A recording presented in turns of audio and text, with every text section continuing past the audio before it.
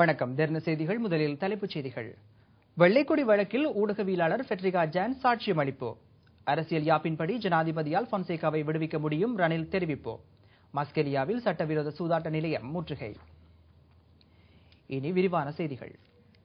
வன்னி இறுதிக்கட்ட யுத்தத்தின் போது வெள்ளைக்கொடி ஏந்தி வந்தவர்களை சுட்டுக் கொல்லுமாறு பாதுகாப்பு செயலாளர் கோட்டாபே ராஜபக்ஷ குறிப்பிட்டதாக கூறிய கருத்தை சரத் பொன்சேகா தன்னுடன் இடம்பெற்ற சந்திப்புகளின் போது ஒருபோதும் மறுத்திருக்கவில்லை என ஊடகவியலாளர் ஃபெட்ரிகா ஜான்ஸ் தெரிவித்துள்ளார்.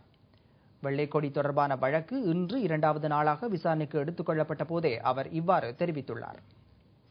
வெள்ளைக்கொடி விவகார வழக்கு 2வது நாளாக இன்று விசாரணைக்கு எடுத்துக் கொள்ளப்பட்டதுடன் வழக்கின் பிரதான சாட்சியாளரான ஊடகவியலாளர் ஃபெட்ரிகா ஜான்ஸ் கொழும்பு மேல் நீதிமன்றில் 3 நீதியரசர்கள் குழு முன் இன்று சாட்சியம் அளித்தார். சரத் பொன்சேகா தன்னிடம் வெள்ளைக்கொடி விவகாரத்தை கூறியதன் காரணமாகவே தான் அந்த விடயத்தை முதல் செய்தியாக வெளியிட்டதாகவும் அவர் குறிப்பிட்டார். பொன்சேகாவின் அந்த கருத்து அவருடைய தேர்தல் நடவடிக்கையை பாதிக்கும் எனவும் அதனை சரி செய்யுமாறும் பாராளுமன்ற உறுப்பினர்களான மங்கள சமரவீர மற்றும் அனுரகுமார திசாநாயக்க ஆகியோர் தன்னிடம் கேட்டுக்கொண்டதாகவும் தான் அதற்கு மறுப்பு தெரிவித்ததாகவும் ஊடகவியலாளர் ஃபெட்ரிகா ஜான்ஸ் சாட்சியம் அளித்தார். எனினும் சரத் பொன்சேகாவின் வேண்டுகோளுக்கு இணங்க கடந்த டிசம்பர் 20ஆம் திகதி தமது பத்திரிகையில் அவருடைய தெளிவுபடுத்தலும் செய்தியாக வெளியிடப்பட்டதாக அவர் குறிப்பிட்டுள்ளார். அந்த செய்தியில் வெள்ளைக்கொடி ஏந்தி வரும் தமிழீழ விடுதலை புலி உறுப்பினர்களை சுட்டுக் கொலை செய்யுமாறு கோட்டாபே ராஜபக்ஷ சட்டவிரோத அறிவுறுத்தல் வழங்கியிருந்ததும் எந்த ஒரு விடுதலை புலி உறுப்பினரும் அவ்வாறு வெள்ளைக்கொடி ஏந்தி வரவில்லை எனவும் அனைவரும் யுத்தத்தின் போதே கொல்லப்பட்டதாகவும் சரத் பொன்சேகா குறிப்பிட்டுள்ளதாக ஊடகவியலாளர் ஃபெட்ரிகா ஜான்ஸ் தெரிவித்துள்ளார். அந்த தெளிவுபடுத்தல் செய்தியின் போதும் சரத் பொன்சேகா தமது கருத்தை வாபஸ் பெற்றிருக்கவில்லை என அவர் சுட்டிக்காட்டியுள்ளார். வெள்ளைக்கொடி தொடர்பில் டிசம்பர் 12ஆம் திகதி 58வது படையணியுடன் இருந்த ஊடகவியலாளர்கள் மூலம் தான் தகவல் அறிந்து கொண்டதாக சரத் பொன்சேகா கூறியிருந்ததாகவும் ஃபெட்ரிகா ஜான்ஸ் தெரிவித்துள்ளார். எனினும் டிசம்பர் 8ஆம் திகதி தன்னுடன் இடம்பெற்ற நேர்காணலின் போது சரத் பொன்சேகா அந்த கருத்தினை கூறியிருக்கவில்லை எனவும் அவர் தெரிவித்துள்ளார். இந்த விசாரணைகளின் போது ஊடகவியலாளர் ஃபெட்ரிகா ஜான்ஸின் குறிப்பு புத்தகமும் கவனத்தில் எடுத்துக் கொள்ளப்பட்டுள்ளது. அதனைத் தொடர்ந்து குறித்த வழக்கு மீதான விசாரணை எதிர்வரும் 11ஆம் திகதிக்கு ஒத்திவைக்கப்பட்டுள்ளது. அரசியல் யாப்பின்படி ஜனாதிபதி சரத் பொன்சேகாவிற்கு விடுதலை பெற்றுக் கொடுக்க முடியும் என எதிர்க்கட்சித் தலைவர் ரணில் விக்ரமசிங்க தெரிவித்துள்ளார். கொழும்பில் இன்று இடம்பெற்ற ஊடகவியலாளர் சந்திப்பில் கலந்து கொண்டு உரையாற்றுகையிலேயே அவர் இவ்வாறு தெரிவித்துள்ளார். ஐக்கிய தேசிய கட்சியின் முன்னாள் பாராளுமன்ற உறுப்பினர் வஜ்ர அபேவர்தன கட்சியின் மறுசீரமைப்பு தொடர்பில் வெளியிட்டிருந்த கருத்து தொடர்பாக ஊடகவியலாளர் ஒருவர் கேள்வி எழுப்பினார். இதனையடுத்து உடனடியாக வஜ்ர அபேவர்தனவிற்கு தொலைபேசி அழைப்பை மேற்கொண்ட எதிர்க்கட்சித் தலைவர் ஊடகவியலாளரின் கேள்விக்கு பதிலளிக்குமாறு கோரியுள்ளார். நேற்று பாராளுமன்றத்தில் ஜனாதிபதிக்கு நான் அனுப்பிய கடிதத்தை வாசித்தேன். இதனை அடுத்து அரசு தரப்பு உறுப்பினர்கள் சரத் பொன்சேகா மன்னிப்பு கேட்க ஒரு முறை இருக்கிறது என்று சொல்லியிருந்தார்கள். அதை பின்பற்ற வேண்டும் என சொல்லியிருந்தார்கள். ஆனால் நீதித்துறையில் அதற்கு இடம் இல்லை. ஆனால் குற்றவாளியாக இனங்காணப்பட்டவர் வேண்டுமானால் ஜனாதிபதியிடம் தண்டனையை மாற்றுவதற்கோ அல்லது மன்னிப்பு கோரவோ முடியும். அது அவருக்கு மட்டுப்படுத்தப்பட்டில்லை. யாரும் அதை செய்யலாம். நெருங்கிய உறவினரோ ஒரு பிரதேசம் கூட இதை செய்யலாம். மேலும் சபாநாயகருக்கும் எதிர்க்கட்சி தலைவருக்கும் உரிமை உள்ளது பாராளுமன்ற உறுப்பினர்களின் உரிமை குறித்து கதைப்பதற்கு. அதைத்தான் இப்போது செய்துள்ளோம். இப்போது ஜனாதிபதிக்கு சொல்ல இருப்பது இது ஒன்றுதான். அரசியல் யாப்பின் 65வது சரத்தின்படி ஜனாதிபதி தான் அனுமதி வழங்கிய தீர்ப்பொன்றை ரத்து செய்ய முடியும். அரசியல் யாப்பின் 34வது ஷரத்துப்படி ராணுவ வீரருக்கு ஜனாதிபதி பொது மன்னிப்பு வழங்க முடியும். இதை எப்போது வேண்டுமானாலும் செய்யலாம். யாரும் சொல்ல வேண்டிய அவசியமில்லை. காலை எழுந்து பல் துலக்கிய பிறகு வேண்டுமானாலும் இதை செய்யலாம். சரத் பொன்சேகாவிற்கு வழங்கப்பட்டுள்ள தண்டனையை பரிசீலனை செய்யுமாறு விடுக்கப்பட்டுள்ள கோரிக்கையை நிறைவேற்றாது இருக்க ஜனாதிபதிக்கு அதிகாரம் உள்ளது என உயர்கல்வி அமைச்சர் எஸ்.வி. திசாநாயக்க தெரிவித்துள்ளார். நேற்று இடம்பெற்ற ஊடகவியலாளர் சந்திப்பில் கலந்து கொண்டு உரையாற்றும் போதே அவர் இவ்வாறு குறிப்பிட்டார். நானும் சிறை தண்டனை அனுபவித்தவன். ஜனாதிபதியிடம் மன்னிப்பு கேட்டேன், அவரும் வழங்கினார். ராணுவ தளபதியாக இருந்து நிதி மோசடியில் ஈடுபட்ட குற்றத்திற்கே அவர் சிறை தண்டனை அனுபவித்து வருகிறார். எனவே இந்த தண்டனை குறித்து பரிசீலனை செய்யுமாறு அமைச்சரவை, பாராளுமன்ற உறுப்பினர்கள், அரசியல் கட்சிகள் உள்ளிட்ட பலர் கோரிக்கை விடுத்தாலும் ஜனாதிபதி அதற்கு செவிசாய்க்க வேண்டிய அவசியமில்லை. யாப்பிலும் அப்படி ஒரு ஏற்பாடு இல்லை. எனவே தேரர்கள், அரசியல் கட்சிகள் மற்றும் கற்றறிந்தவர்களுக்கு நான் கூறிக்கொள்ள விரும்புகின்றேன், இதனை புரிந்து கொள்ளுங்கள் என்று. ஹட்டன் மஸ்கெலிய சாமிமலை நகரில் மாணவர்களை இலக்கு வைத்து நடத்தி செல்லப்பட்ட சட்டவிரோத ஜாக்பாட் இயந்திரம் ஒன்றை ஹட்டன் போலீசார் கைப்பற்றியுள்ளனர். நுவரெலியா மாவட்டம் மஸ்கெலியா போலீஸ் பிரிவுக்கு உட்பட்ட சாமிமலை நகரில் நீண்ட காலம் சட்டவிரோதமான முறையில் ஜாக்பாட் இயந்திரம் ஒன்றின் உதவியுடன் சூதாட்டத்தில் ஈடுபட்டு வந்த நபர் ஒருவரை ஹட்டன் குற்றத்தடுப்பு பிரிவு போலீசார் சந்தேகத்தின் பேரில் கைது செய்துள்ளனர். ஹட்டன் நீதவான் நீதிமன்றில் அவர் ஆஜர்படுத்தப்பட்டதன் பின்னர் சந்தேக நபரை எதிர்வரும் 19ஆம் தேதி வரை விளக்கமறியலில் வைக்குமாறு நீதவான் சதுன் விதாரண உத்தரவிட்டார்.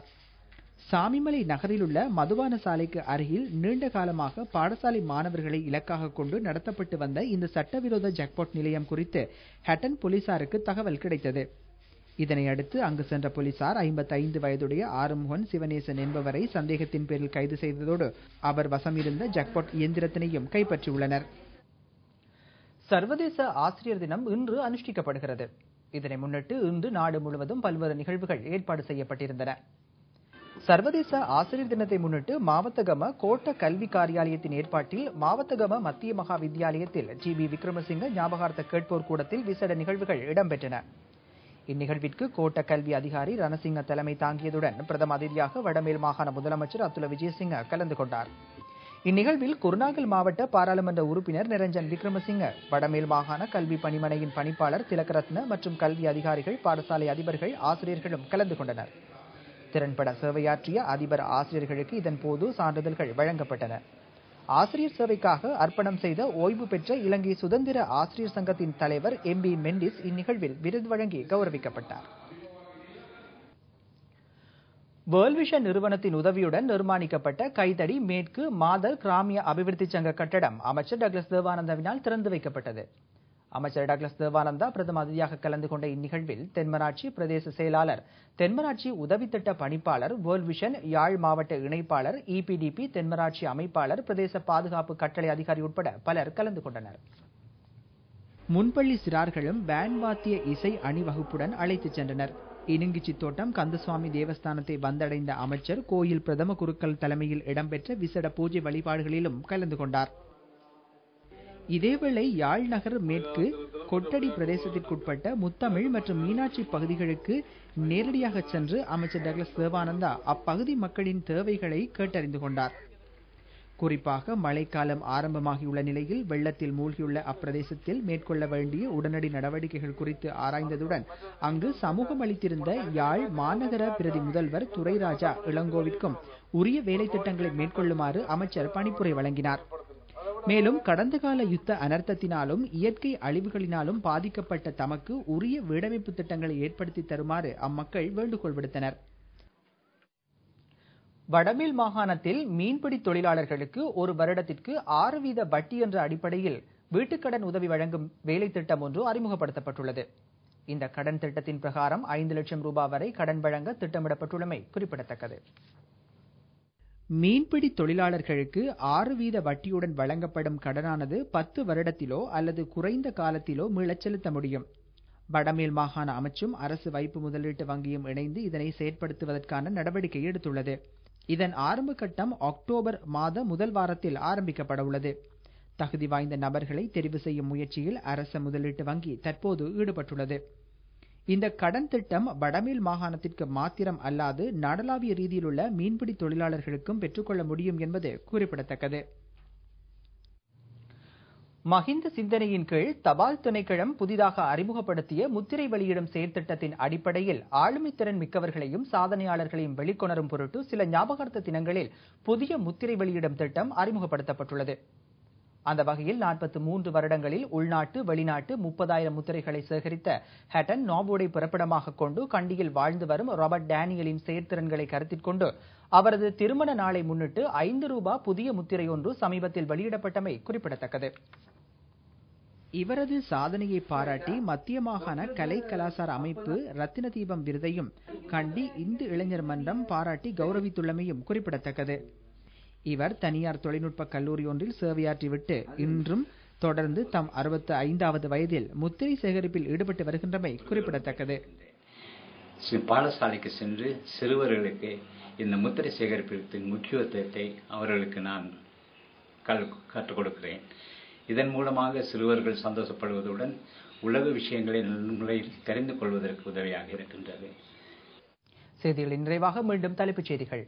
வெள்ளைக்கொடி வழக்கில் ஊடகவியலாளர் ஃபெட்ரிகா ஜான் சாட்சியம் அளிப்பு. அரசியல் யாப்பின்படி ஜனாதிபதியால் பொன்சேகாவை விடுவிக்க முடியும், ரணில் தெரிவிப்பு. மஸ்கெலியாவில் சட்டவிரோத சூதாட்ட நிலையம் முற்றுகை. இத்துடன் தின செய்திகள் நிறைவடைந்தன. வணக்கம்.